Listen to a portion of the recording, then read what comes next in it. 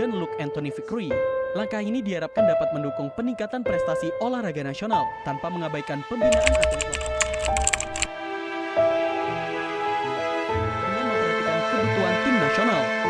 Menurutnya, keberadaan pemain naturalisasi tidak hanya diharapkan meningkatkan kualitas tim, tetapi juga menjadi sarana transfer pengetahuan dan profesionalisme bagi pemain.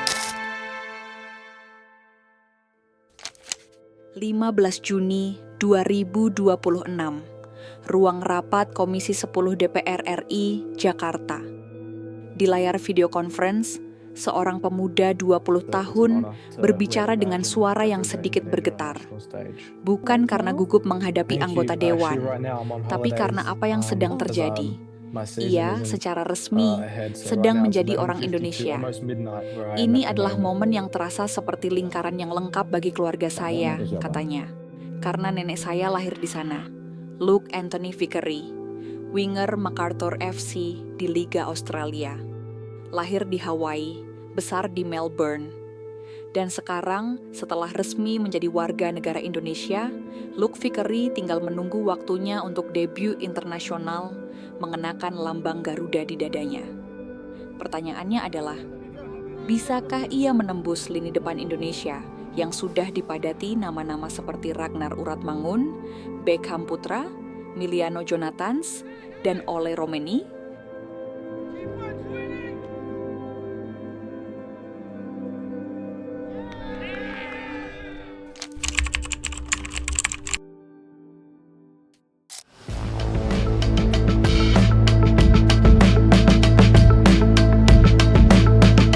Oktober 2005, Kailua, Hawaii, Amerika Serikat. Luke Vickery lahir di pulau yang lebih dikenal dengan ombak dan surfing ketimbang sepak bola. Tapi keluarganya kemudian pindah ke Melbourne, Australia, kota dengan salah satu ekosistem sepak bola termasif di negeri kanguru. Dan di sanalah Vickery mulai menendang bola untuk pertama kalinya secara serius. Ia bergabung dengan Akademi Western United FC. Klub yang baru berdiri 2019, tapi sudah membangun sistem pengembangan pemain muda yang serius. Dari sana jalurnya menanjak, junior, tim muda, lalu pada Juni 2024, ia mendapatkan kontrak profesional pertamanya. Tapi di balik semua itu, ada satu garis yang menghubungkan Vickery dengan tempat yang jauh dari Hawaii maupun Melbourne. Ibunya, Sherry Claudine Vickery, memiliki darah Indonesia. Dan neneknya, Hetty Nanda, lahir di Medan, Sumatera Utara. Tidak ada anggota keluarga inti Vickery yang saat ini tinggal di Indonesia. Tidak ada yang pernah memintanya untuk kembali. Tapi garis darah itu tidak pernah benar-benar terputus. Dan menurut aturan FIFA, garis itu cukup untuk membuka pintu yang ia pilih untuk dimasuki. Hawaii memberinya kelahiran. Melbourne memberinya karier. Tapi Medan, kota yang bahkan belum pernah ia kunjungi, memberinya identitas yang ia pilih sendiri.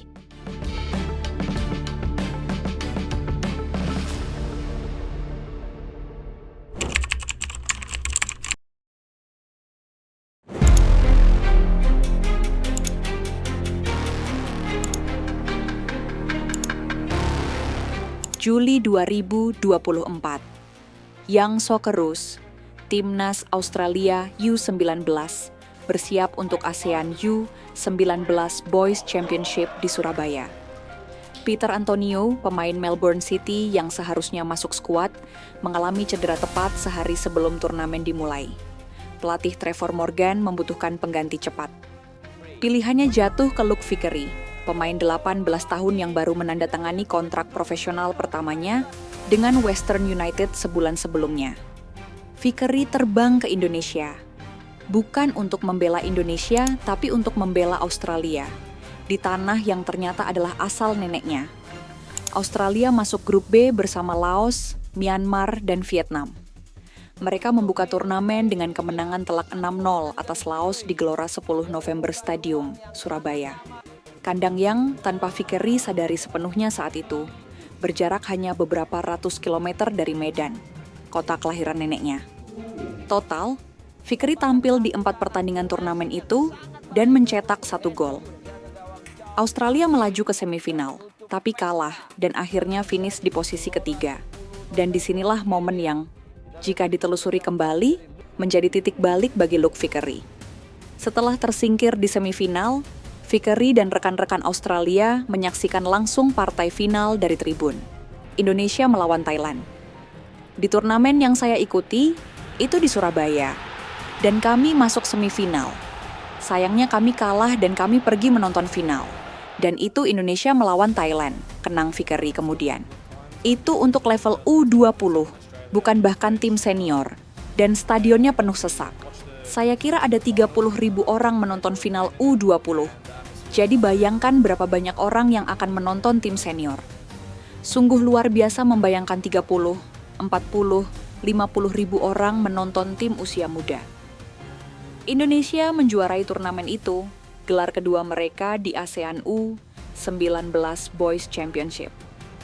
Dan dari tribun yang penuh sesak itu, seorang pemain Australia berdarah Indonesia menyaksikan sesuatu yang akan terus terngiang di kepalanya. Betapa besar cinta sebuah bangsa kepada sepak bolanya.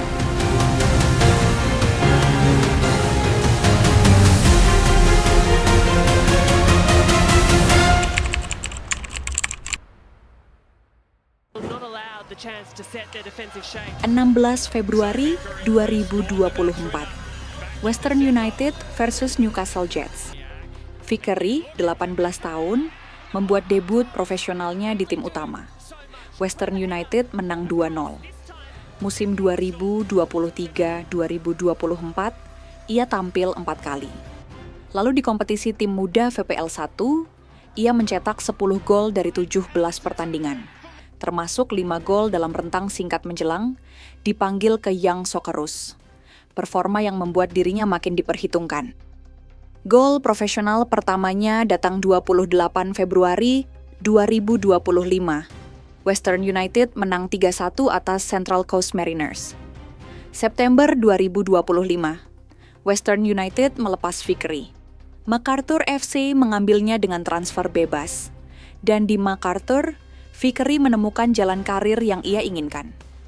Musim 2025-2026, total 30 penampilan di semua kompetisi, 25, di antaranya untuk MacArthur. 20 A-League, 5 AFC Champions League 2. Statistiknya, 7 gol dan 3 assist. Bukan angka striker top dunia.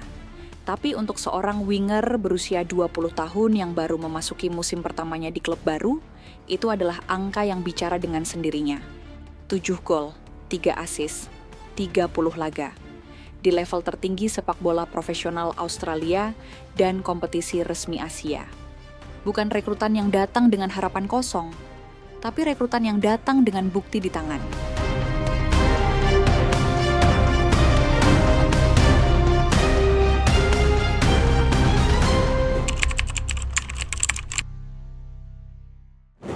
Proses ini tidak datang dari manapun secara tiba-tiba. Menurut media Indonesia, Vickery sudah menjalin komunikasi langsung dengan John Herdman. Dan saat itu, sedang menunggu persetujuan resmi dari federasi. Bukan rumor, tapi proses yang sudah berjalan sejak beberapa bulan sebelumnya. Akhir Mei 2026, Vickery sudah berada di Jakarta mengikuti pemusatan latihan di Stadion Madia, Senayan. Berlatih tanding bersama nama-nama seperti Jens Raven dan Rizky Eka Pratama. Ia dipertahankan Herdman dalam agenda FIFA Matchday, Juni 2026, meski status kewarganegaraannya belum final. Bersamanya, Mitchell Lee Baker, striker yang juga berdarah Indonesia-Australia, yang baru saja dipilih klub MLS Colorado Rapids di Super Draft. Senin 15 Juni 2026. Komisi 10 DPR RI menggelar rapat kerja bersama Menteri Pemuda dan Olahraga, sekaligus Ketua Umum PSSI, Erick Thohir. Hasilnya, rekomendasi naturalisasi Luke Vickery dan Mitchell Baker resmi disetujui. 3 hari kemudian, Komisi 13 DPR RI yang menangani urusan kewarganegaraan bersama Menteri Hukum juga memberikan persetujuannya. Erick Thohir menjelaskan alasan di balik keputusan ini secara terbuka. Kedua atlet sepak bola dimaksud, warga negara Australia berkeinginan untuk menjadi warga negara Indonesia, karena yang bersangkutan dibutuhkan untuk memperkuat tim nasional sepak bola Indonesia. Lebih jauh, Thohir menyebut secara spesifik kualitas yang Fikri bawa. Kualitas ofensif Fikri dapat meningkatkan produktivitas gol serta memberikan variasi taktik bagi timnas Indonesia. Ini bukan naturalisasi tergesa-gesa. Ini adalah keputusan yang melalui proses pemantauan khusus dan disetujui oleh 2 komisi DPR yang berbeda dalam rentang kurang dari seminggu. Targetnya jelas, Piala AFF 2026 yang berlangsung 24 Juli hingga 26 Agustus. Lalu jangka panjang, Piala Asia 2027, kualifikasi Piala Dunia 2030, hingga Piala Asia 2031.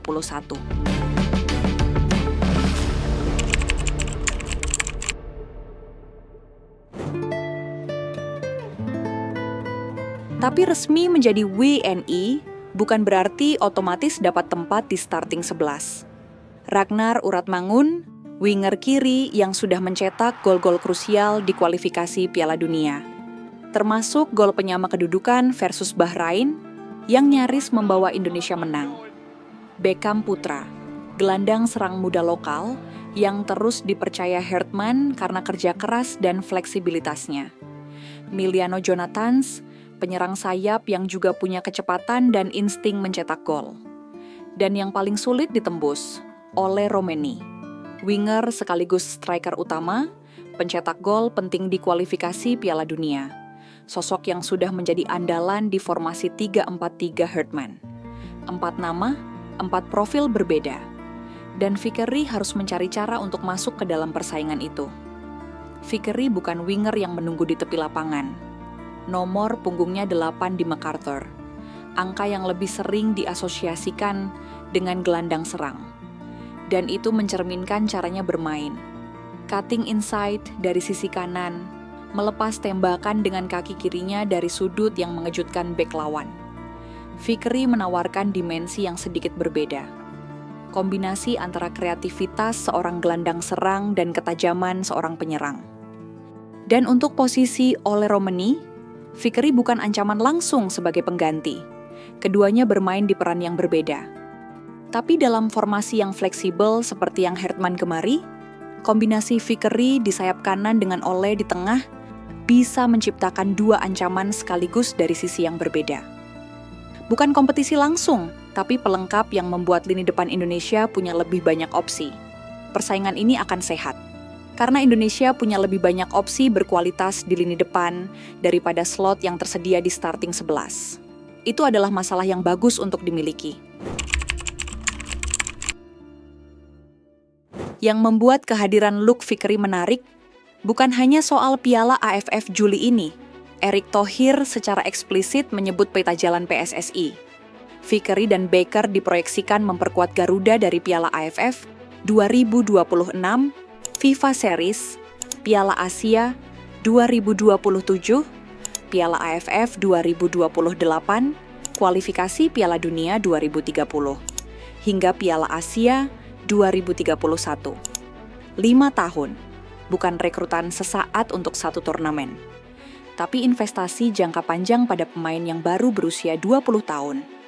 Usia yang berarti puncak karirnya kemungkinan baru akan datang 3-5 tahun dari sekarang. Thohir bahkan menyamakan tren ini dengan langkah negara lain. Ia mencontohkan kiper Jepang, Zion Suzuki, yang berdarah campuran Jepang-Ghana, dan kini tampil di Piala Dunia 2026. Globalisasi sepak bola bukan tren sesaat. Ini adalah arah yang diambil hampir semua federasi yang serius membangun masa depan. Fikri datang bukan untuk mengisi kekosongan sesaat, ia datang sebagai bagian dari proyek yang dirancang untuk 5 tahun ke depan. Proyek yang jika berjalan sesuai rencana, akan membawa Indonesia lebih jauh dari yang pernah mereka capai.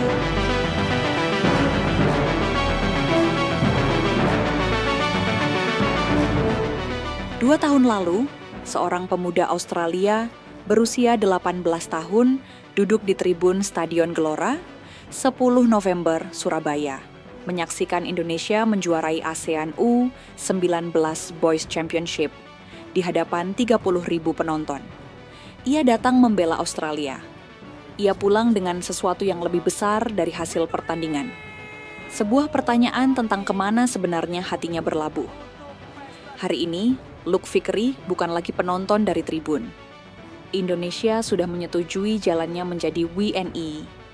John Herdman sudah mempertahankannya dalam skuad. Dan PSSI sudah memasukkannya ke dalam rencana 5 tahun ke depan Timnas Indonesia. Ia akan bersaing dengan Ragnar Uratmanggun yang sudah membuktikan diri di kualifikasi Piala Dunia. Dengan Beckham Putra yang terus dipercaya karena kerja kerasnya. Dengan Miliano Jonathans yang punya kecepatan dan kelincahan sekaligus. Tapi kompetisi yang sehat adalah tanda tim yang sedang berkembang ke arah yang benar.